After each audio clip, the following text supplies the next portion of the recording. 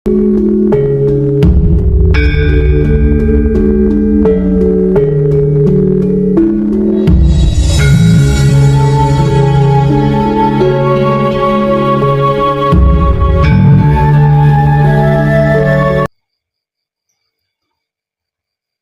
antara panjenengan semua, itu lakunya tidak satu level, tidak satu ranah.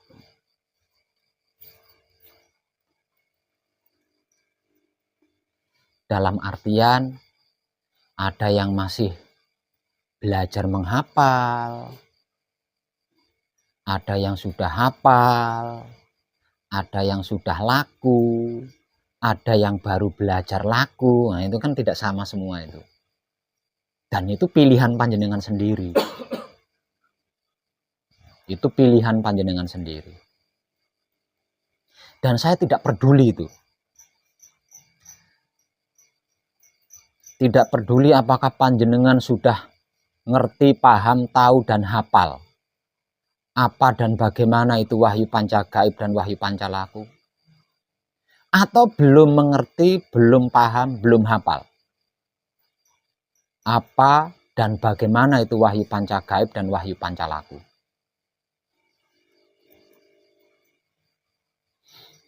Namun dikarenakan seperti yang sudah saya katakan, bahwa ini adalah eranya, bahwa ini adalah waktunya, maka tanpa saya peduli dengan semua itu, di setiap malamnya ketika ada waktu buat kadangan, saya akan selalu mengajak panjenengan naik ke level-level yang lebih tinggi dan tinggi lagi, seperti itu terus. Tanpa saya peduli panjenengan sudah mengerti, sudah paham, sudah tahu, sudah hafal atau belum.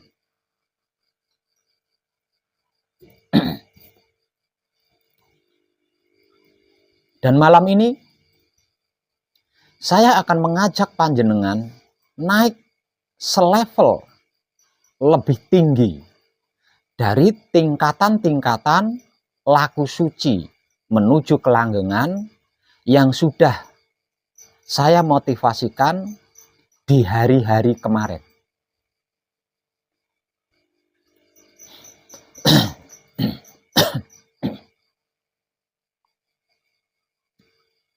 Namun sebelumnya saya akan sedikit menjawab keraguan-keraguan yang dialami oleh para kadang kita di luar sana. Percayalah, jika panjenengan mengkaji diri bersama saya, walaupun panjenengan tidak berhadapan secara langsung dengan saya, sungguh saya dapat menyaksikannya. Artinya, saya tahu ada beberapa kadang kita di luar sana masih mengalami keraguan-keraguan. Dan karena itu, sebelum saya mengajak panjenengan naik ke level yang lebih tinggi, terlebih dulu saya akan menjawab keraguan-keraguan para kadang kita di luar sana.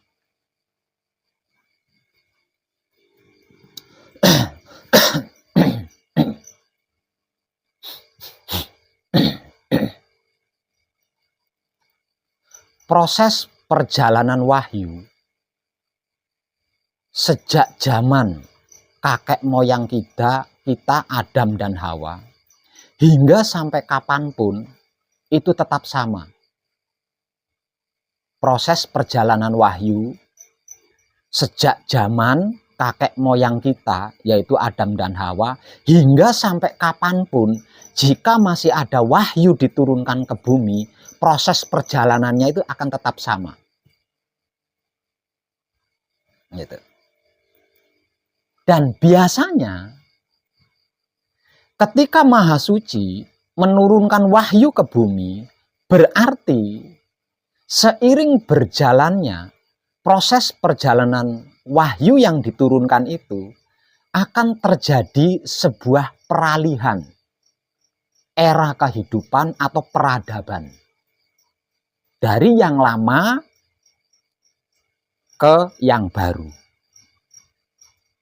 Jika tidak akan terjadi sebuah perubahan peradaban kehidupan makhluk, maka Maha Suci tidak akan pernah menurunkan wahyu. Itu setahu saya. Jadi setiap kali Maha Suci menurunkan wahyu, berarti di Marcapada, di dunia ini akan terjadi perubahan atau peralihan era atau peralihan peradaban. Nah, itu sebelumnya Maha Suci menurunkan wahyu dulu. Dan seiring berjalannya proses perjalanan wahyu tersebut, maka akan terjadi sebuah perubahan atau pergantian zaman.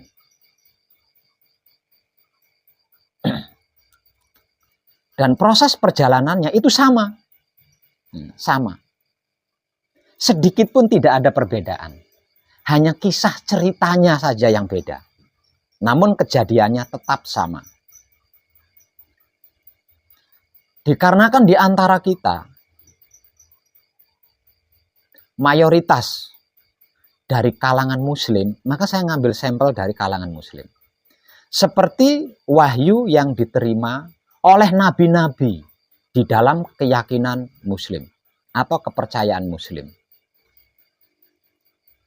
Dan di dalam keyakinan atau kepercayaan muslim, nabi terakhir adalah Muhammad.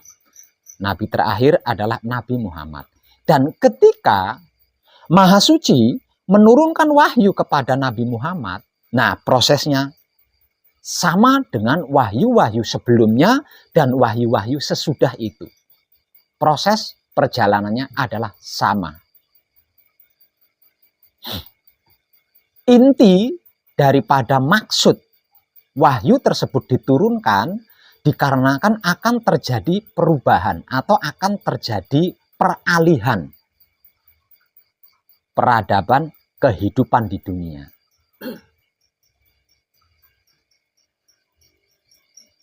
Ketika peralihan atau perubahan peradaban kehidupan ini, jika tidak disertai atau dibarengi dengan wahyu yang diturunkan, maka kejadiannya akan menjadi totalitas yang secara istilah muslim disebut sebagai kiamat.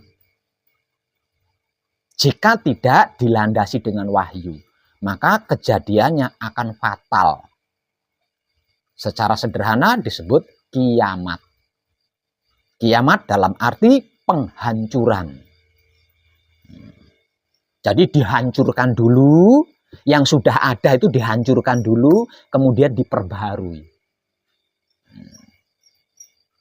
Agar supaya penghancuran ini tidak totalitas, dalam artian orang-orang yang baik masih tetap ada. Orang-orang yang bijaksana masih tetap ada. Orang-orang yang berkesadaran cinta kasih sayang masih tetap ada. Nggak ikut hancur. Gitu. Maka diturunkanlah wahyu. Itu kejadiannya sama.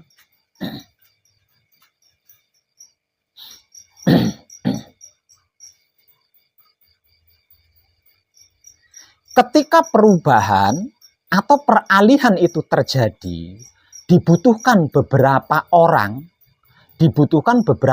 untuk mengawal.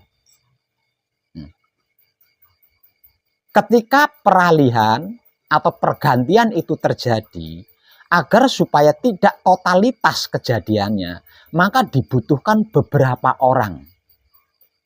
Sang pengemban wahyu untuk mengawal kejadian itu.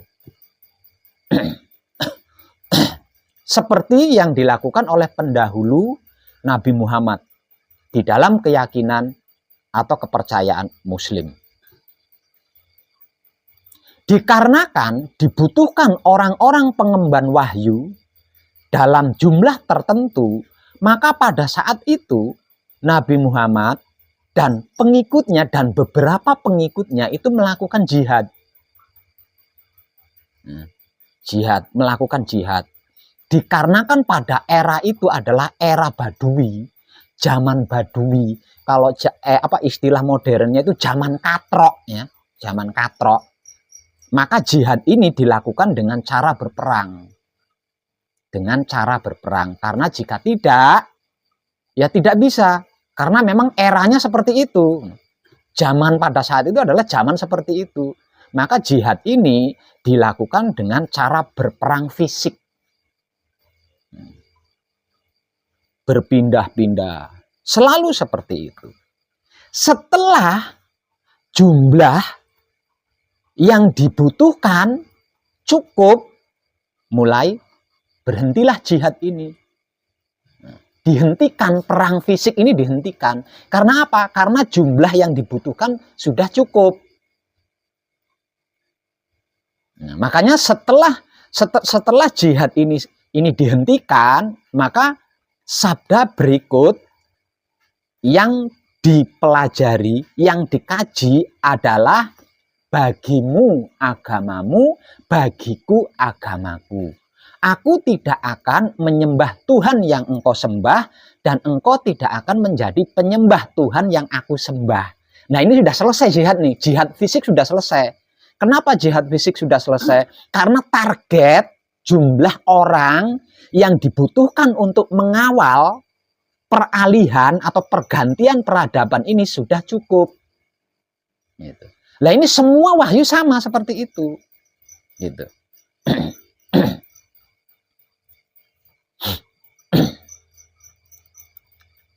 Termasuk wahyu panca gaib. Itu pun sama.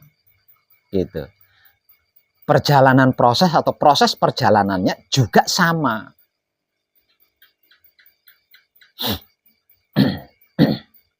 Seperti yang sudah saya informasikan jauh hari sebelumnya, bahwa tidak lama lagi, yaitu di tahun 2025, ini akan terjadi peralihan, akan terjadi pergantian era atau pergantian zaman.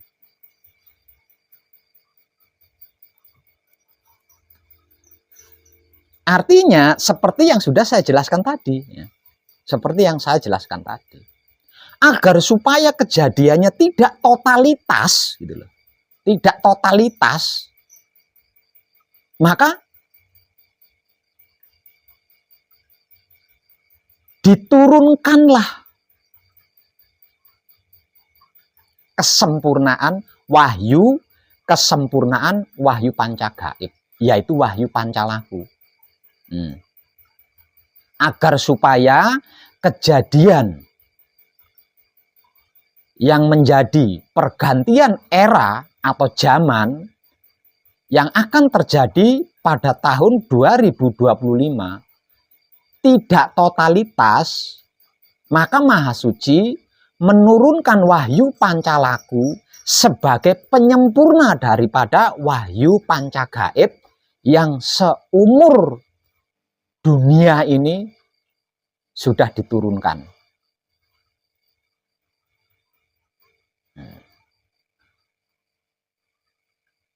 Artinya, agar supaya kejadiannya di tahun 2025 itu tidak totalitas, maka dibutuhkan pengawal.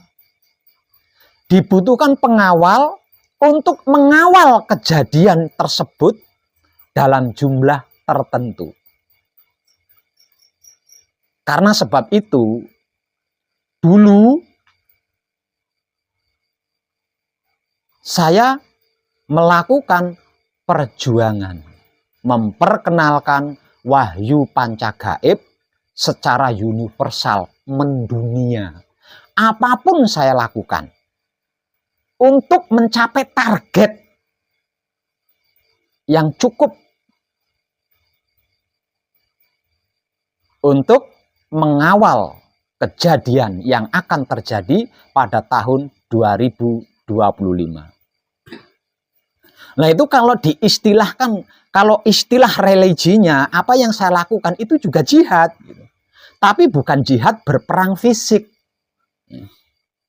Melainkan jihad melawan diri saya sendiri di dalam memperkenalkan apa dan bagaimana itu wahyu pancagaib dan wahyu pancalaku secara universal. Tidak terkotak-kotak maksudnya.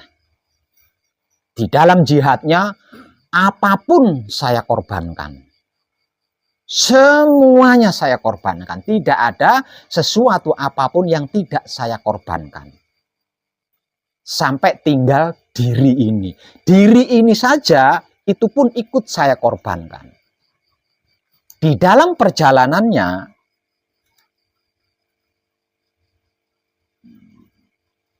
jauh lebih mengerikan dibanding jihad perang fisik.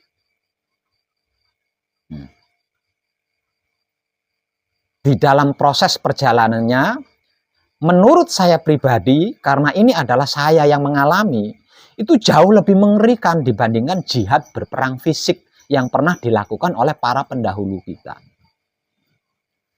Karena apa yang saya lakukan, ketika saya memperkenalkan apa dan bagaimana itu wahyu pancagaib dan wahyu pancalaku secara rinci, difitnah, dihina, dibully, diadu domba, dituding-tuding, dimusuhi, dijatuhkan. Bahkan tidak jarang saya dipukul, disakiti, tubuh saya itu disakiti. Dengan fisik lagi. Namun saya tidak pernah menyerah karena saya sedang berjihad gitu loh. Karena saya sedang butuh gitu ya. Butuh jumlah orang-orang yang mengemban wahyu pancalaku. Agar supaya kejadian yang akan terjadi di tahun 2025 nanti itu ada yang mengawal. Sehingganya kejadiannya tidak totalitas. Gitu. Dan sepertinya sudah tidak ada lagi belahan bumi yang secara kasat mata terlihat ekstrim yang belum saya datangi. Tidak ada bagian belahan bumi yang secara kasat mata itu terlihat ekstrim, bahaya, yang belum saya datangi. Ketika saya sedang berjuang dan berkorban, memperkenalkan apa dan bagaimana itu wahyu pancagaib dan wahyu pancalaku secara detail, secara rinci, dan secara universal, tanpa bendera, tanpa kotak-kotak dalam bentuk apapun. Mulai dari jalan kaki, sampai berganti berkendaraan motor, sampai berganti lagi berkendaraan mobil.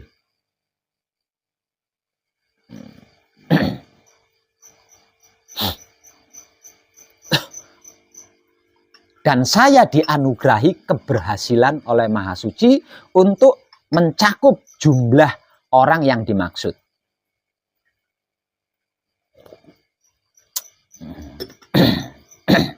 Sehingganya tercatat di dalam Android saya nomor telepon atau nomor WhatsApp sejumlah 13.017 nomor yang menyatakan dirinya aktif ikut mengkaji dan mempraktekkan wahyu pancagaib dan wahyu pancalaku.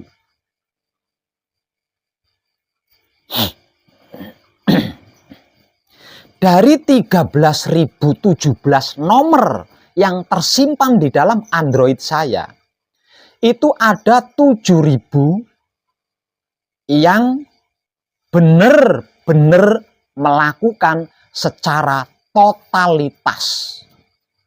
Sedangkan jumlah yang lainnya masih dalam proses. Jadi yang totalitas, yang sungguh-sungguh menjalankan wahyu pancagaib dan wahyu pancalaku seperti yang sudah saya motivasikan, itu berjumlah 7.000. Sudah berstempel. Kalau diawamkan sudah distempel sebagai putra kekudangane Rama.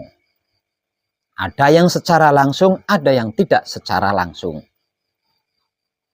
Nah, jumlah 7.000 putra kekudangane Rama ini adalah target yang dimaksud untuk bisa mengawal apa yang akan terjadi di tahun 2025 nanti. Artinya,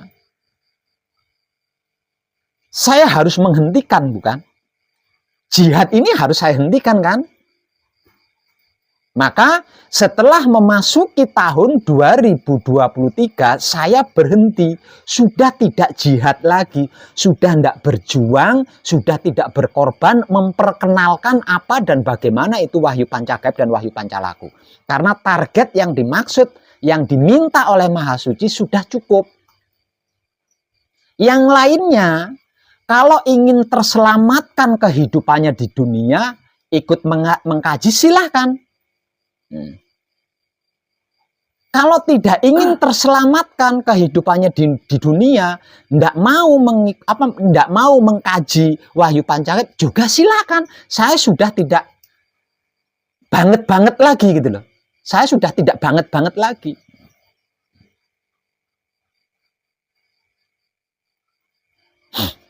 Jadi dimulai dari tahun 2023 awal, saya sudah tidak berjuang dan berkorban lagi tentang apa dan bagaimana itu Wahyu Pancagaib.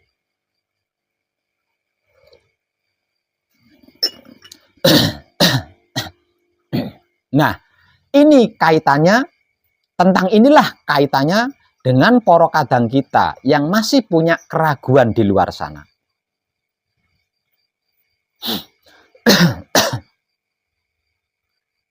Yang perlu kita ketahui bersama, yang perlu kita pahami bersama, yang perlu kita mengerti bersama tentang kehidupan kita sebagai manusia hidup di dunia ini adalah keyakinan atau kepercayaan. Keyakinan atau kepercayaan ini adalah benang merah yang berhubungan langsung dengan Maha Suci. Selain kepercayaan, selain keyakinan, itu tidak secara langsung hubungannya. Jadi benang merah yang menghubungkan manusia hidup, bukan selain manusia loh ya. Jadi yang menghubungkan antara manusia hidup, benang merah yang menghubungkan antara manusia hidup dengan Maha Hidup adalah keyakinan atau kepercayaan. Jadi siapapun kita, jangan pernah memaksakan keyakinan atau kepercayaan seseorang. Karena jika ini dilakukan, maka panjenengan akan menghadapi atau akan berhadapan dengan hukum hidup atau hukum alam semesta. Kalau itu sampai panjenengan lakukan. Kenapa? Karena keyakinan atau kepercayaan manusia hidup itu tidak akan pernah bisa kalau tidak mengalami sendiri secara pasti dan jelas. Di dogma, di doktrin, model apapun, manusia hidup itu tidak akan pernah bisa percaya, tidak akan pernah bisa yakin kalau belum mengalami sendiri secara jelas dan pasti. Ini hukum alam. Ini hukum realita. Artinya, keyakinan atau kepercayaan ini kan tidak bisa dipaksakan apapun alasannya. Nah, jika sampai ada seseorang memaksakan tentang keyakinan atau kepercayaan, maka dia akan berhadapan dengan hukum hidup atau hukum alam semesta. Yang secara awam disebut-sebut sebagai karma. Paham nggih? Nah, sekarang selanjutnya. Tentang keraguan-keraguan yang dialami oleh beberapa kadang kita di luar sana.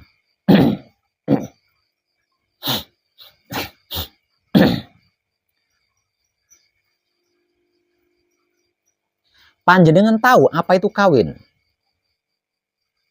Tahu nggak jenengan? Kawin itu apa? Nikah, kawin atau nikah? Perkawinan atau pernikahan? Panjenengan tahu tidak? Panjenengan sudah punya istri kan? Nah, sebelum punya istri, proses untuk menjadi suami istri itu kan pernikahan namanya atau perkawinan. Nah, panjenengan tahu belum?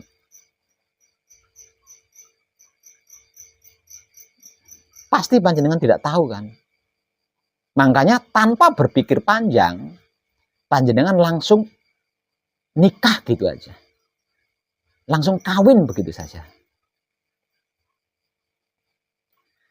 Nikah atau pernikahan, kawin atau perkawinan, inilah yang dimaksud manunggal jati. Artinya tidak mudah di situ. Ya, tidak mudah. Oleh leluhur kita, oleh para pendahulu kita, pelajaran tentang manunggal jati ini difilosofikan dengan sebuah perkawinan atau pernikahan antara dua jenis yang berbeda.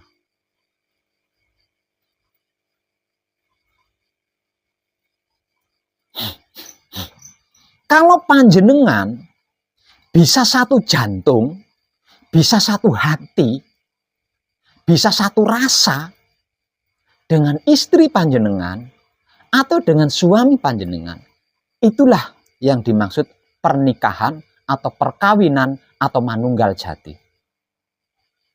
Itu tidak gampang, bukan?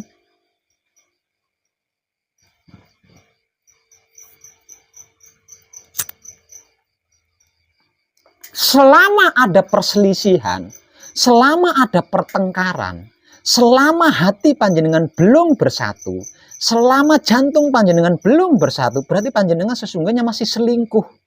Belum nikah, belum kawin, panjenengan masih selingkuh di situ.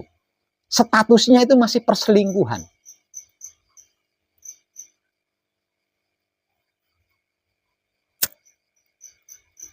Nah, ini yang tidak dipahami, yang tidak diketahui dan tidak dimengerti oleh kebanyakan orang-orang yang melakukan pernikahan atau perkawinan. Sebab karena itu, pernikahannya, perkawinannya tidak membawa mereka berdua ke dalam dimensi ketentraman atau kebahagiaan yang hakiki. Karena apa? Karena nggak ngerti, nggak paham, nggak tahu apa itu pernikahan, apa itu perkawinan. Itu sakral. Karena pernikahan atau perkawinan sesungguhnya adalah manunggal jati itu. Sebab karena itu, di dalam keyakinan atau kepercayaan apapun, pernikahan ini ada ritualnya. Ada ritualnya. Dan biaya ritualnya itu nggak murah, nggak sedikit. Tidakkah panjenengan berpikir sampai ke situ? Ada ritualnya. Ada tanggapannya, ada pestanya. Bahkan seluruh warga sekampung, sampai-sampai di luar kampungnya sendiri diundang untuk ikut hadir, untuk ikut menyaksikan. Lah dari situ saja seharusnya kita sudah bisa menemukan kesimpulannya. Bahwasanya pernikahan atau pernikahan itu adalah sakral.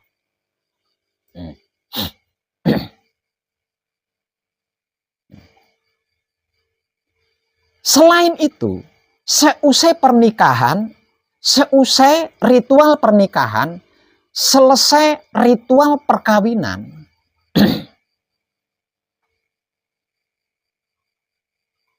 seorang pembimbing pernikahan, seorang pembimbing atau pemandu perkawinan itu akan memberikan petunjuk-petunjuk bagaimana melakukan hubungan suami istri di atas tempat tidur.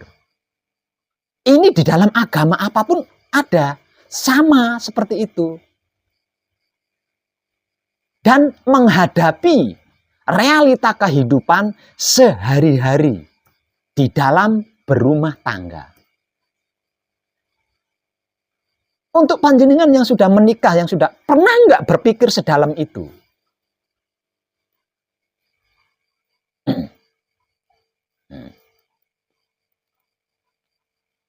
sebelum berhubungan ada doanya. Ketika berhubungan ada doanya. Selesai berhubungan ada doa dan ada ritualnya.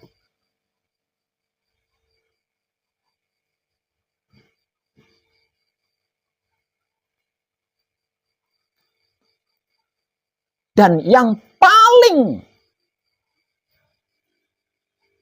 terpenting di dalam sebuah pernikahan atau di dalam sebuah perkawinan atau di dalam sebuah kemanunggal jatian adalah tidak memaksakan tentang keyakinan atau kepercayaan istrinya atau suaminya. Bahkan kedua belah pihak orang tuanya juga tidak boleh mempermasalahkannya. Misal contoh, saya sebagai orang tua beragama Islam, menantu saya harus Islam. Kalau tidak Islam, tidak bisa menjadi mantu saya. Kamu tidak boleh mencari suami atau mencari istri yang tidak satu agama denganmu. Kalau sampai ini terjadi berarti cetek. Dangkal, otaknya itu dangkal, otaknya itu cetek. Atau setelah pernikahan terjadi, entah itu di awal pernikahan atau sesudah pernikahan, baru diketahui bahwa pasangannya berbeda agama lalu dipermasalahkan. Berarti otaknya itu cetek, otaknya itu dangkal. Dia harus membuka kembali kitab-kitab yang ada di dalam agamanya tentang hal ini.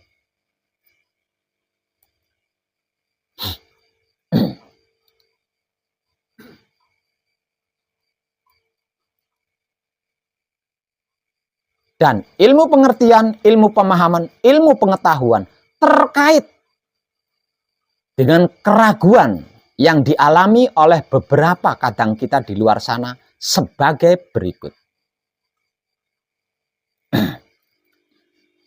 Dulu ketika saya masih berjuang dan berkorban, memperkenalkan secara rinci dan universal apa itu dan bagaimana itu wahyu pancagaib dan wahyu pancalaku.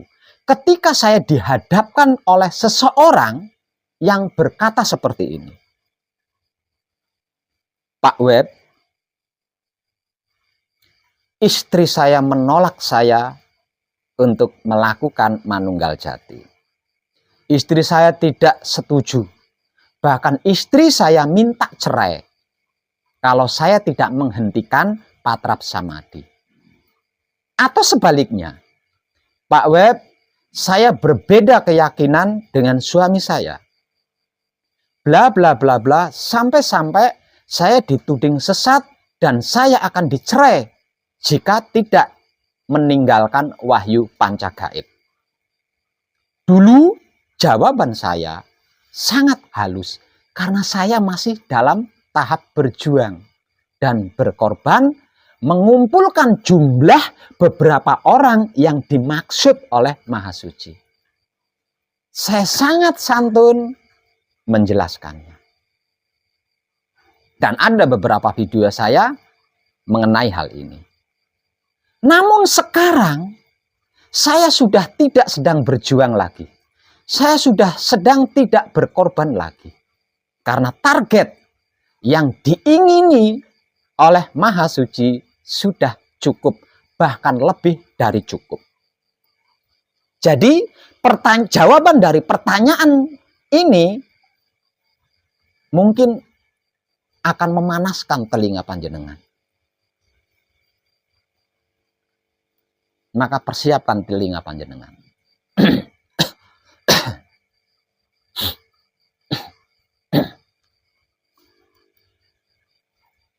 Pernikahan atau perkawinan di dalam religius model apapun, kepala keluarga, kepala rumah tangga adalah laki-laki. Ini di dalam religius apapun loh, di dalam agama apapun.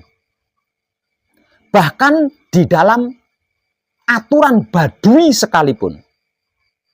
pemimpin keluarga, kepala keluarga adalah laki-laki yang bertitel sebagai suami.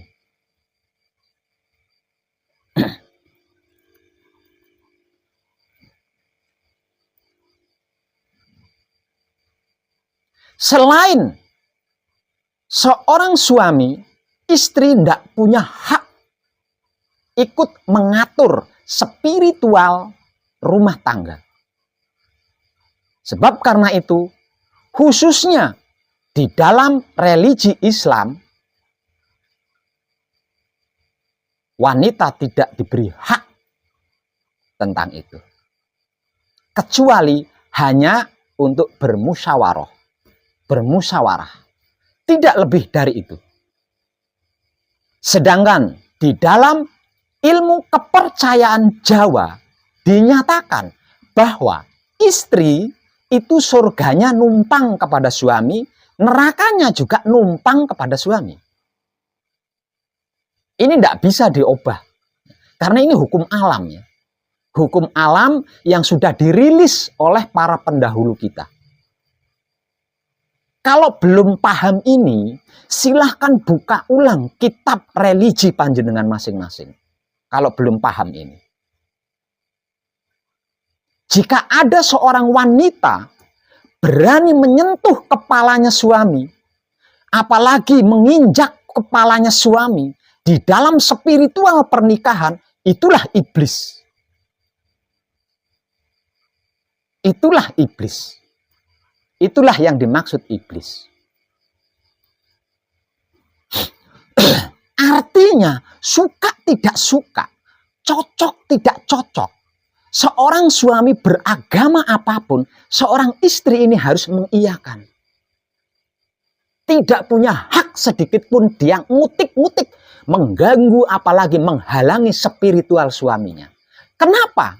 Karena secara awam, surga, neraka, dunia, akhiratnya seorang istri ini bergantung pada suaminya. Gitu loh.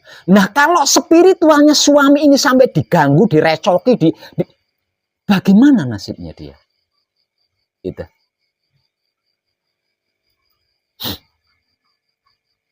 Tidak bisa. Apapun alasannya, saya katakan tidak bisa. Semua kitab sudah pernah saya baca. Tidak berhenti di bacaan. Sudah pernah saya kaji, sudah pernah saya pelajari. Jadi saya paham banget tentang itu. Maka jawabannya, siapkan telinga panjenengan. Jawabannya, dari keraguan yang dialami oleh para kadang kita di luar sana. Jika istrimu menghalangimu, menghalangi spiritualmu, mengganggu spiritualmu, dan memohon permintaan agar engkau menghentikan spiritualmu tentang Wahyu Pancakep dan Wahyu Pancalaku, ikuti istrimu. Tapi katakan kepada istrimu, jangan minta jaminan surga atau neraka. Ikuti agama istrimu. Kalau kamu masih meragukan Wahyu Pancagaib, kalau panjenengan semua masih meragukan Wahyu Pancagaib dan istri panjenengan seperti itu, tinggalkan Wahyu Pancagaib, ikuti apa yang dimau oleh istrimu, tapi dengan satu syarat, agar supaya istri panjenengan tidak menuntut surga dan neraka kepada panjenengan. Karena surga nerakanya istri panjenengan itu bergantung pada panjenengan. Ada di tanggung jawab panjenengan sebagai seorang kepala rumah tangga atau kepala keluarga.